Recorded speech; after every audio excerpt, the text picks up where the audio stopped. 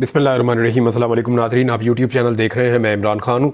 एक बड़ा खौफनाक हमला हुआ है पाकिस्तान तहरीक-ए-इंसाफ़ के तर्जुमान रऊफ़ हसन साहब पर।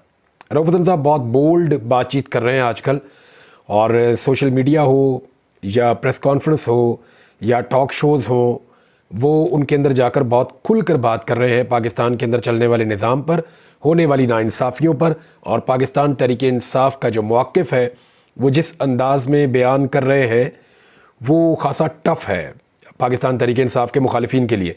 उनके ऊपर एक बड़ा ख़तरनाक हमला हुआ है। बज़ाहिर जो लोग हमला करने वाले थे, उस हवाले से जो ख़बर है वो मैं आपको बता देता हूँ। एक्चुअली ये GNN न्यूज़ के बाहर ये हमला हुआ है। मैं यहाँ काम करता रहा हूँ और इस दफ़्तर में भी मैं प्रोग्राम्स करने के लिए जाता रहा हूँ, और इस दफ़्तर के बाहर नीचे अच्छा खासा रश होता है पार्किंग एरिया में। यहाँ पे साथ ही वो गोरबे की बेकरी भी है, और यहाँ मुझे अच्छी तरह याद है, मैं और डॉक्टर शाहिद मसूद साहब का बिल्कुल मेरे सामने वाला रूम होता था, और यहाँ पे स्टूडियो भी हमारा तकरीबन करीब करीब था। तो वहाँ प्रोग्राम करने के लिए पहुँचे रऊफ़ हसन साहब, और प्रोग्राम करने के बाद जब वो बाहर निकले तो 4 ख्वाजा सराओं ने उन पर हमला कर दिया। अब जब उन्होंने हमला किया तो वीडियो सारी दुनिया ने देख लिया। उसके अंदर नज़र आ रहे हैं कि वो एकदम आए और उन्होंने एकदम हमला कर दिया। कोई बातचीत भी नहीं हुई। रऊफ़ हसन साहब सीधा अपने रास्ते जा रहे थे और उनको आकर पकड़ लिया। एक ने गिरेबान से पकड़ लिया, पीछे से बाकी भी आ गए, वो मारना शुरू हो गए। और रऊफ़ हसन साहब को समझ नहीं आई कि ये एक्चुअली उनके साथ हो क्या रहा है। और फिर चादर के अंदर से निकाल के एक तेज़ धार आला, जिसके बारे में वहाँ पड़ा हुआ एक ब्लेड भी दिखाया गया कि इससे मारा है। और ब्लेड चलाने वाला या मारने वाला बड़ा एक्सपर्ट बंदा होता है, आम आदमी ये कर नहीं सकता। उसकी वजह यह है कि ब्लेड काफ़ी तेज़ आला है, उसको पकड़ना और उसको चलाना, उससे मारना हर आदमी का काम नहीं है। पुराने ज़माने में कुछ जेब कतरे हुआ करते थे, वो इसको बड़ी अच्छी तरह जानते थे कि ब्लेड को कैसे चलाते हैं। या बहुत पुराने ज़माने के अंदर कुछ जो ख़तरनाक लोग होते थे, जराइम पेशा लोग होते थे, तो वो ब्लेड को चलाना जानते थे। बहरहाल वहाँ पे एक ब्लेड दिखाया यानी शाहिदीन ने, उन्होंने कहा जी इससे हमला किया गया है। और उनका जो हमला है वो इस अंदाज़ में किया गया कि उनको यहाँ से ब्लेड लगा है और यहाँ तक आ गया, और सारा का सारा उनका मुँह कट गया है। बल्कि ऐसा दिखाई दे रहा था कि कुछ लोगों ने कहा कि उनके अंदर तक कट गई गाल पूरी। अच्छा, रऊफ़ हसन साहब को अगर आप वो वीडियो देखें ना, तो वो अपनी वीडियो में अपने मुंह को नीचे की तरफ दबा रहे हैं। जब उनको वो खुसरे या ख्वाजा सरा उनको मार रहे हैं, उन पर हमलावर हैं, तो वो अपने आप को नीचे की तरफ दबा रहे हैं और अपने आप को बचाने की कोशिश कर रहे हैं। तो उस वक्त ब्लेड मारने वाले ने अपना काम दिखाया। अब बहुत सारे लोगों का ये कहना है जो पाकिस्तान तहरीक-ए-इंसाफ़ से जिनका ताल्लुक़ है, और एक दो और लोगों से मेरी बात हुई जिन्होंने वीडियो देखी, जो क्राइम इन्वेस्टिगेशंस करते रहे हैं, पुराने पुलिस वाले, उन्होंने कहा जी ये हमला जो है वो गाल के ऊपर नहीं था, ये हमला उनके गले पे था। और जिस अंदाज में उसने ब्लेड मारा है, एक्चुअली वो उनकी गर्दन पे ब्लेड मारना चाहता था, लेकिन क्योंकि वहाँ इस किस्म की सिचुएशन बन गई कि वो मज़ामत कर रहे थे, पीछे हटा रहे थे अपने आप को और चिल्ला रहे थे, और लोग भी आसपास मौजूद थे, तो निशाना ख़ता हुआ और ये सारा एरिया कट गया। सिर्फ 2 इंच नीचे खुदा न खास्ता वो ज़ख्म होता तो वो जानलेवा भी हो सकता था। ये बहुत सारे लोगों से मैंने बातचीत की तो उन्होंने मुझे ये बताया। अब हमलावर जो है वो फौरी तौर पे फ़रार हो गए, लेकिन वहाँ पे एक आदमी और मौजूद था, उसने वेस्ट कोट पहनी हुई थी और वो लगातार इस वाक़े की वीडियो बना रहा था। वाक़या शुरू होने से पहले भी वो वीडियो बना रहा था, और वाक़या मुकम्मल होने तक उसने वीडियो बनाई, और उसके बाद वो निकल गया वहाँ से। और ये जो ख्वाजा सरा है, ये वहाँ पे एक काले रंग की टैक्सी में बैठे और ये भी वहाँ से चले गए। अब ये ख्वाजा सरा थे या ख्वाजा सराओं के भेस में आए थे, ये तो तहकीकात के बाद पता चलेगा। लेकिन सोशल मीडिया पे आधी तहकीकात तो पाकिस्तानियों ने कर दी है। यानी ख्वाजा सरा नॉर्मली चादर पहन कर नहीं घूमते, वो अपना पतला सा दुपट्टा लेकर घूमते हैं, और जब वो मेकअप करके या तैयार होकर निकलते हैं तो वो चाहते हैं कि लोग उन्हें देखें, तो वो इस तरह की चादरें ओढ़ के नहीं आते, नंबर 1। नंबर 2, ख्वाजा सरा आप नॉर्मली देखें तो जब वो अपने काम पे निकलते हैं तो वो ऐसे जीन्स वगैरह नहीं पहनते, जॉगर्स नहीं पहनते, बूट नहीं पहनते। तो ख्वाजा सराओं ने बीच में जो है वो जीन्स पहनी हुई थी, बूट पहने हुए थे, और ये उनका चाल ढाल भी वो लग नहीं रहा था कि ये लोग ख्वाजा सरा हैं। हो सकता है कोई एक आधा वो भी बीच में, लेकिन वो ऐसा दिखाई नहीं दे रहा था। ऐसा लग रहा था कि ट्रेंड लोग हैं जिन्होंने अटैक किया है रऊफ़ हसन साहब पर। बहरहाल ये एक बड़ा खौफनाक इंसिडेंट है। सोशल मीडिया पे इसका सख्त रद्द-ए-अमल आ रहा है, पाकिस्तान की मीडिया पे इसका सख्त रद्द-ए-अमल आ रहा है, और बहुत परेशानी है पाकिस्तान में, ख़ास तौर पे सियासतदानों में बहुत परेशानी है कि देखें, हुकूमत तो हमेशा नहीं रहती ना।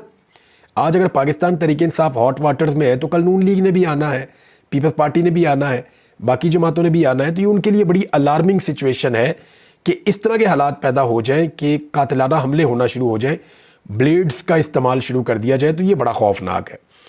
रऊफ हसन साहब ने बड़ी बहादुरी का मुजाहरा किया। उसके बाद उनको अंदर ले गए शाहिद मसूद साहब, डॉक्टर को कॉल किया गया, फिर उन्हें हॉस्पिटल पहुंचाया गया और ये सारा एरिया उनका कटा हुआ था। डॉक्टर्स ने उनको स्टिचेस लगाए हैं। अभी मेरी बैरिस्टर सलमान नियाज़ी से बात हुई तो उन्होंने कहा जी 12 टांके उनको लगे और उनको बाकायदा पूरी पट्टी हुई थी मुंह पे, उसके बावजूद वो वी बनाकर विक्ट्री का निशान बता रहे थे अस्पताल से।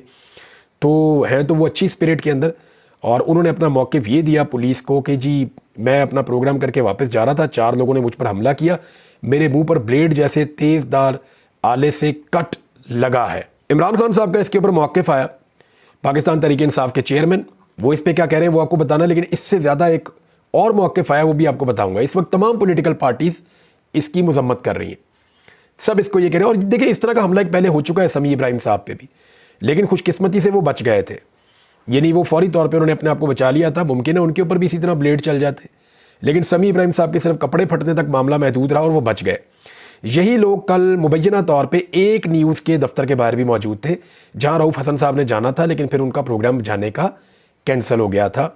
ये कल वहाँ पे भी मौजूद थे और इसी तरह ये बंदा वीडियो बनाने वाला भी कुछ लोग कहते हैं वहाँ मौजूद था, और आज इनका दाव लग गया और उन्होंने हमला किया। लेकिन शुक्र है कि हमले में रऊफ हसन साहब की जान महफूज रही। इमरान खान साहब ने इस हमले की मजम्मत की है और इसको बुज़दिलाना हमले पर उन्होंने कहा मैं पुरज़ोर मजम्मत करता हूँ। कौम जानती है कि हमारी क़यादत पर इन हमलों की मनसूबाबंदी कौन कर रहा है। इन हमलों के पीछे वही ताकतें हैं जो घात लगाकर प्रॉक्सीज़ के ज़रिए जजेस को धमकाती और नताइज में शर्मनाक छेड़छाड़ करके इंतखाबात का तमस्खर उड़ाती हैं। हम ये वादे कर दें कि पीटीआई ऐसे घिनौने और पुरतशद्दुद हथकंडों से मुजरिमों को कौम के सामने बेनकाब करने के मकसद से हरगिज़ पीछे नहीं हटेगी। एक स्टेटमेंट जो है वो दिया है एमल वली खान साहब ने। ये मरकज़ी सदर हैं अवामी नेशनल पार्टी के, जिनको हाल ही में बलूचिस्तान से सेनेटर बनवाया गया है। अब बलूचिस्तान से जब कोई सेनेटर बनता है तो आप अच्छी तरह जानते हैं कि वो इस्टेब्लिशमेंट की इदारों की मर्ज़ी के बगैर तो वो वहाँ से नहीं बन सकता। हालांकि इनकी अपनी वहाँ पोजीशन क्या है, कुछ भी नहीं है एएनपी के पास बलूचिस्तान में, लेकिन ये वहाँ से सेनेटर बना दिए गए। अब सेनेटर बनने के बाद उन्होंने एकदम पैंतरा ही बदल लिया ऐसा लगता है, और उन्होंने कहा समझ रहे थे कि ख्वाजा सरा बेरोज़गार है, लेकिन आज पता चला कि उनकी भी रोज़ी लगी हुई है। ये बहुत गिरी हुई हरकत है। रियासत और रियासती इदारों को इस किस्म की हरकतों से बाज आ जाना चाहिए। उन्होंने तो सीधा इल्ज़ाम लगाया एमल वली खान साहब ने कि ये रियासत और रियासती इदारे इसके अंदर इन्वॉल्व है। इमरान खान साहब ने तो ये कहा नहीं रियासत और रियासती इदारे, लेकिन उन्होंने कहा कि वही अनासिर है। अब अवामी नेशनल पार्टी के मरकज़ी सदर सेनेटर एमल वली खान का पीटीआई रहनुमा हसन रऊफ पर हमले पर यह रद्द-ए-अमल जनाब सामने आया है। तो नाज़रीन एक इंतहाई अफसोसनाक वाक़या है, लेकिन इसके साथ साथ पाकिस्तान तहरीक इंसाफ के लिए एक के बाद एक अच्छी खबर आ रही है, और उस अच्छी खबर की वजह से पैमरा ने एक नया ऑर्डर भी जारी कर दिया है कि ज़ेरे समात जो मुकदमात हैं उनके ऊपर अब रिपोर्टिंग भी नहीं की जा सकेगी। देखिए रिपोर्टिंग तो की जा सकती है ना, कभी जजेस ने भी मना नहीं किया, लेकिन पैमरा ने उसके ऊपर भी बैन कर दिया है और मीडिया हाउसेस के अंदर ये सर्कुलेट कर दिया गया है कि अब आप ख़बर नहीं देंगे अदालती कार्रवाई के हवाले से जो केसेस चल रहे हैं। तो रिपोर्ट करना तो मीडिया की जिम्मेदारी है, मीडिया को रिपोर्ट करने से भी पैमरा ने रोक दिया है। ये चैलेंज हो जाएगा अदालत के अंदर फौरी तौर पे, और पैमरा को इसको बदलना पड़ेगा। ऐसा मुमकिन नहीं है, यानी अदालत के अंदर जजेस के रिमार्क्स होते हैं, हमेशा से रिपोर्ट हो रहे हैं। अदालत के अंदर जब केस आगे बढ़ता है, केस हमेशा से रिपोर्ट होता है। इस तरह तो कादी फ़ायदी साहब अपनी अदालत को लाइव चलाते हैं, वो तो सारा कुछ मीडिया को नज़र भी आ जाता है। तो केसेस तो लोगों को पता चलना चाहिए कि केस के अंदर क्या हो रहा है। हाँ, ये कि उसके ऊपर असरअंदाज होने के लिए उस पर आप तज्जिया देने के ऊपर आप बात कर सकते हैं, या कोई फैसला सुनाने के ऊपर आप बात कर सकते हैं कि मीडिया फैसला ना सुनाए, लेकिन मीडिया रिपोर्ट तो कर ही सकता है, और रिपोर्ट करने से उनको नहीं रोका जा सकता। लेकिन पैमरा की तरफ से एक ऑर्डर है, ये उड़ जाएगा, जल्दी उड़ जाएगा। लेकिन ये ऑर्डर क्यों है? क्योंकि इस किस्म के रिमार्क्स आ रहे हैं जिसमें अब बड़ी सुबकी हो रही है इमरान खान के मुखालिफिन को। यानी ये जो साइफर वाला केस है, इस पर प्रोसिक्यूटर ने दलाइल दिए और तकरीबन केस अब मुकम्मल हो गया है। अब तो ये मामला फैसले की तरफ जाएगा। यहाँ पे जो जरा हुई है और जिस तरह के सवाल जवाब हुए हैं दलाइल देने के आखिरी दिन, जब प्रोसिक्यूटर हामिद अली शाह साहब दलाइल दे रहे हैं, तो उसके साथ साथ अच्छा जो इम्पॉर्टेंट चीज़ें हैं उसमें ये है, साइफर केस में जो जजेस की जानिब से सवालात हैं उनके जवाब देने में काफ़ी नाकामी हुई प्रोसिक्यूटर को, जो सरकारी वकील हैं उनको। एक तो ये पूछा गया कि क्या पाकिस्तानी सफारत खाने के सरबराह को कैपिटल हिल में बुलाया गया था। अगर आप कह रहे हैं कि ताल्लुकात मुतासर हो गए अमेरिका के साथ, तो क्या बुलाया गया था। सफारती ताल्लुकात में तो ये पहला कदम होता है कि अगर अमेरिका को ताल्लुकात हमारे साथ ख़राब हो रहे हैं तो वो बुलाएगा। क्या आप अमेरिका की तरफ से ताल्लुकात ख़राब होने का बयान दे रहे हैं। जस्टिस मियां गुल हसन औरंगज़ेब साहब ने कहा, कहाँ है कि अमेरिका के साथ ताल्लुकात ख़राब हो गए। सिर्फ एक खातून के व्हाट्सएप मैसेज के अलावा आपके पास क्या है। क्या अमेरिका ने वीज़े बंद कर दिए, क्या तलबा के दाखिले बंद कर दिए, क्या तजारत बंद कर दी, ऐसा कुछ है। चीफ जस्टिस ने पूछा, जिसका कोई जवाब नहीं था। फिर चीफ जस्टिस ने पूछा कि पूछ पूछ कर थक गए हैं, इस बंद लिफाफे में क्या था, वो कोई बताता ही नहीं है। FIA का इल्ज़ाम है कि इमरान खान ने साइफर में हेरा फेरी की और आप कह रहे हैं कि उसने साइफर का दुरुस्त मतन पब्लिक कर दिया। देखें, दो इल्ज़ाम लगा दिए। एक तो इल्ज़ाम ये लगाया कि इमरान खान ने साइफर के अंदर जो लिखा था उसमें हेरा फेरी कर दी, नंबर एक। दूसरा इल्ज़ाम सेम टाइम में ये लगा रहे हैं कि इमरान खान ने साइफर के अंदर जो लिखा था वही पब्लिक को बता दिया। भाई अगर वही पब्लिक को बताया तो फिर हेरा फेरी क्या की है, ये सवाल उठाया जस्टिस गुल हसन औरंगज़ेब साहब ने। इमरान खान के जलसे में दिए बयान की तो अमेरिका ने तरदीद की है, ये जस्टिस मियां गुल हसन औरंगज़ेब साहब ने कहा। शवाहिद कहाँ है कि अमेरिका के साथ ताल्लुकात ख़राब हो गए। एक खातून का व्हाट्सएप है और कुछ नहीं। तो दोबारा पूछा उन्होंने कि क्या अमेरिका ने वीज़े बंद कर दिए, तलबा के दाखिले बंद कर दिए, कोई तजारत बंद कर दी, ऐसा कुछ हुआ है। डिमार्च करने से आपके अमेरिका से ताल्लुकात ख़राब नहीं हुए, बस जलसे में बोल देने से ख़राब हो गए। यानी डिमार्च तो इमरान खान साहब की हुकूमत पे हुआ ना, सबकी मर्ज़ी से हुआ। फिर शहबाज शरीफ साहब की हुकूमत में भी उसकी तौसीक हुई, सबकी मर्ज़ी से हुई। तो वो करने से ताल्लुकात ख़राब नहीं हुए, इमरान खान के जलसे में दो जुमले बोल देने से ताल्लुकात ख़राब हो गए। ये सवाल भी उठाया जजेस ने। उन्होंने कहा हमें नहीं पता, ट्रायल कोर्ट को नहीं पता, हमें भी नहीं पता, ट्रायल कोर्ट को भी नहीं पता, प्रोसिक्यूशन को भी नहीं पता, बस FIA का इल्ज़ाम है कि इमरान खान ने साइफर में हेरा फेरी की है और आप कह रहे हैं कि उसने साइफर का दुरुस्त मतन पब्लिक कर दिया है, तो फिर तो हेरा फेरी नहीं हुई ना। जस्टिस गुल हसन औरंगज़ेब साहब ने इसके ऊपर रिमार्क्स दिए। ये भी आपने कहा कि पाकिस्तान के मुखालिफ मुल्कों को फ़ायदा हुआ इसमें। बिलवास्ता ही सही, किस मुल्क को फ़ायदा हुआ। सब कह रहे हैं कि ताल्लुकात ख़राब हो गए, तो ऐसे हो तो नहीं जाएंगे। किसी ने जंग का ऐलान कर दिया, अक़वाम मुत्तहिदा में ले गए, क्या हुआ। पूछ पूछ कर थक गए हैं कि बंद लिफाफे के अंदर था क्या। देखिए, आज की जो कल की जो प्रोसीडिंग थी उसके अंदर हामिद अली शाह साहब ने, जो सरकारी वकील है, एक चीज़ तो कंफर्म की कि इमरान खान साहब ने जो बात कही थी कि अमेरिका ने इमरान खान की हुकूमत गिराने के लिए कहा था वरना कॉन्सिक्वेंसेज होंगे, इसके ऊपर तो उन्होंने स्टैंप लगा दी है। अच्छा, इसका जो एग्जैक्ट जुमला मैं आपको पढ़ के सुना देता हूं। साइफर में क्या था, जिस मालूमात से हेरा फेरी की गई। इमरान खान ने कहा कि साइफर में कहा गया अगर उसे ना हटाया तो नताइज भुगतने होंगे। क्या यही साइफर का मतन था कि बानी PTI को ना हटाया तो नताइज भुगतने होंगे। क्या वो दुरुस्त कह रहे थे, सच बोल रहे थे। ये सवाल किया जस्टिस मियां गुल हसन औरंगज़ेब ने। और फिर प्रोसिक्यूटर हामिद अली शाह साहब ने कहा बिल्कुल यही मैसेज था, इमरान खान खुद तस्लीम कर रहे हैं, इमरान खान ने खुद साइफर के मतन को तस्लीम किया है। फिर जज साहब ने पूछा आप इसको छोड़ें, आप बताएं कि क्या था जिसे तब्दील किया गया। शाह साहब ऐसे नहीं है, आप सिविल मामले की बात कर रहे हैं। फिर शाह साहब ने बात को घुमाया, लेकिन एक्चुअली वो ये तस्लीम कर गए कि जो इमरान खान ने कहा वो वही था जो साइफर में लिखा हुआ था। तो आज इमरान खान की एक और बात हमारे सामने सच साबित हो रही है और सरकारी वकील जो इसका मुकदमा लड़ रहे हैं वो अपने मुंह से उसको सच कह रहे हैं और वो ये फरमा रहे हैं कि जी बिल्कुल दुरुस्त बात है जो इमरान खान ने की कि साइफर में ये लिखा था कि इमरान खान की हुकूमत को ना हटाया गया तो नताइज भुगतना होंगे। और ये साइफर कहाँ से आया था, ये अमेरिकन था, पाकिस्तानी सफीर ने भेजा, लेकिन जो गुफ्तगू अमेरिकन के साथ हुई ये वो था। तो नाज़रीन, साइफर जो है वो सिफर होने जा रहा है और बहुत जल्दी इसमें भी इमरान खान साहब बाहर आ जाएंगे। परवेज़ इलाही साहब रिहा हो गए हैं और तमाम मुकदमात में ज़मानत होने के बाद वो अपनी फैमिली के पास पहुंच गए हैं, जबकि 9 मई के लगभग 20 के करीब मुकदमात में उनको इन्वॉल्व कर दिया गया है, तकरीबन 1 साल से ज़्यादा गुजरने के बाद।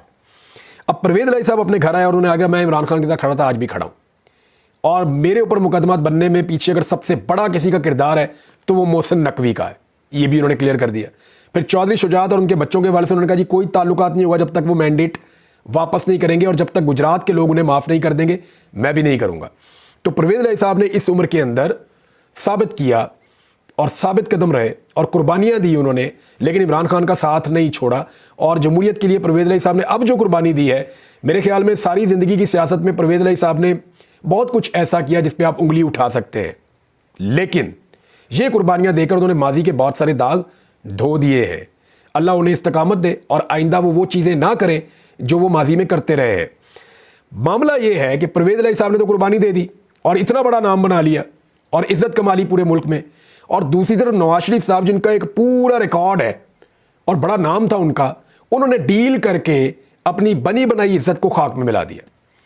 मामला यह है कि अगर किसी को यकीन नहीं आता ना, तो नवाज शरीफ साहब को चैलेंज है कि परवेज़ इलाही के मुकाबले में पाकिस्तान के किसी भी एरिया में, किसी भी ज़िले में, किसी भी गांव में जलसा करके देख लें। नवाज शरीफ साहब को चैलेंज है कि परवेज़ इलाही साहब के मुकाबले में पाकिस्तान के किसी भी कोने में चले जाएं, जाके वहां पे जलसा करें और परवेज़ इलाही साहब को कहें कि अगले दिन वहां पे वो जलसा कर लें, और फिर मियां साहब खुद बताएंगे अपने मुंह से कि मेरे लिए कोई नहीं निकला, जैसे वो अक्सर कहते हैं कि कौम से गिला है मेरे लिए नहीं निकलती। और फिर वो देखेंगे कि परवेज़ इलाही नवाज शरीफ से 2 गुना नहीं 4 गुना बंदे निकाल के दिखाएंगे। क्यों? क्योंकि परवेज़ इलाही ने डील नहीं की ऑफर्स के बावजूद, और नवाज शरीफ ने कोई ऑफर नहीं थी, मिन्नतें कर करके जैसे इन्होंने डील की है वो तो अब कोई ढगी छुपी बात ही नहीं है। इमरजेंसी और मार्शल लॉ के इम्कानात, इसके ऊपर बात करनी थी लेकिन रह गई, वो आइंदा हम बात कर लेंगे। लेकिन पाकिस्तान तहरीक इंसाफ ने यह कहा है कि फजलुर रहमान जल्द हमारे इत्तेहाद का हिस्सा होंगे, और अगर ये हो जाता है तो फिर इस हुकूमत को जान छुड़ानी मुश्किल हो जाएगी। अब तक के लिए इतना ही। अपना ख्याल रखिएगा, अपने इस चैनल का भी। अल्लाह हाफ़िज़।